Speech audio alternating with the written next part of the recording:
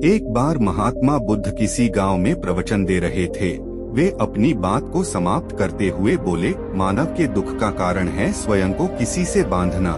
जहाँ भी मोह होता है, बंधन होता है, वहाँ दुख स्वयं ही उत्पन्न हो जाता है। अपने बंधनों को जाने और उनसे बाहर निकलने का प्रयास करें। इसके बाद उन्होंने सभी लोगों को आशीर्वाद दिया और फिर अपने आश्रम को लौट गए। अगले दिन उनसे एक व्यक्ति मिलने आया। वह बुद्ध को दंडवत करता हुआ बोला, महात्मन, मैंने कल आपका उपदेश सुना। आपकी बातें मेरे हृदय में उतर गई हैं। मैंने अपने बंधनों को तोड़ दिया है, सारी मोह माया का त्याग कर दिया है।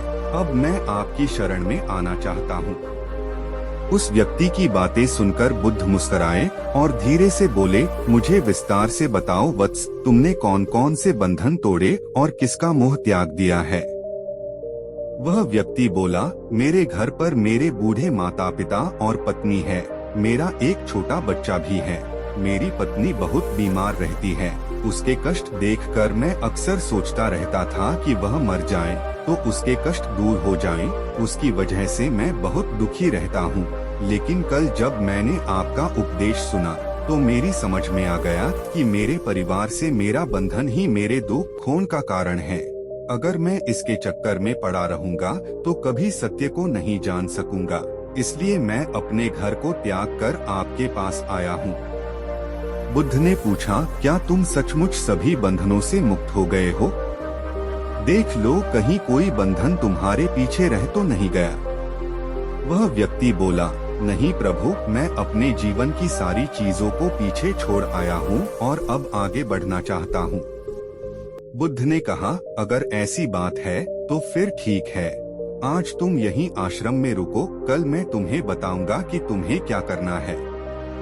बुद्ध ने अपने एक शिष्य की ओर इशारा किया। शिष्य ने उसे आश्रम के अतिथि कक्ष में पहुंचा दिया। वह व्यक्ति उत्सुकता पूर्वक आश्रम की गतिविधियां देखता रहा। उन्हें देखकर वह बहुत प्रसन्न हुआ और अपने सौभाग्य पर इतराता रहा। अगले दिन बुद्ध ने उस व्यक्ति को एक कार्य सौंपते हुए कहा, तुम्हें पूर्व की दिशा में जाना है। वहाँ पर तुम्हें एक गांव मिलेगा। गांव के बाहर ही एक साधिका का घर है। वह तुम्हें कोई वस्तु देगी, उसे लेकर तुम्हें वापस मेरे पास आना है। वह व्यक्ति पूर्व दिशा की ओर चल पड़ा। गर्मी का मौसम था। कुछ ही देर में वह पसीने से तरबतर हो गया। उसे प्यास भी सताने लगी। वह सोचने लगा कि अगर इस समय मैं अपने घर पर होता तो इस तरह गर्मी में पसीना नहीं बहाना पड़ता। जाग उठा और इसी वजह से आज तुम अपने आप को पापी समझ रहे हो।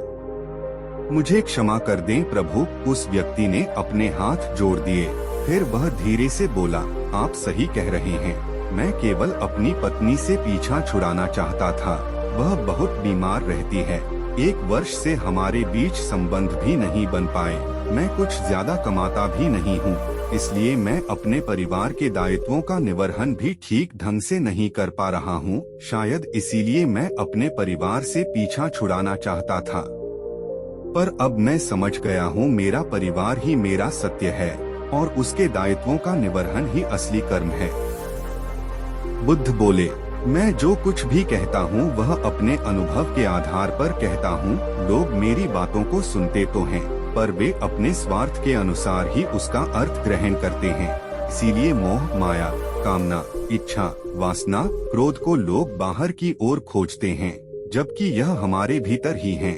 हम दूसरों को देखकर तरह तरह की कामना करने लगते हैं।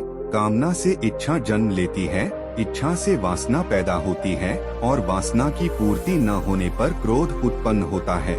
यह सब एक दूसरे से जुड़े हुए हैं। क्रोध के लिए हम सदैव दूसरे को जिम्मेदार ठहराते हैं, जबकि क्रोध का स्रोत हमारे भीतर है। तुम चाहोगे तो क्रोध आएगा, तुम चाहोगे तो क्रोध नहीं आएगा। इसी तरह बंधन बाहर नहीं होते, हमारे मन में होते हैं। हम मन से ही किसी से बंध जाते हैं और मन के कारण ही हम दुख पाते हैं। लेकिन जो व्यक्ति इन बातों की गहराई तक पहुंच जाता है, वह दुख खोन से हमेशा हमेशा के लिए मुक्त हो जाता है।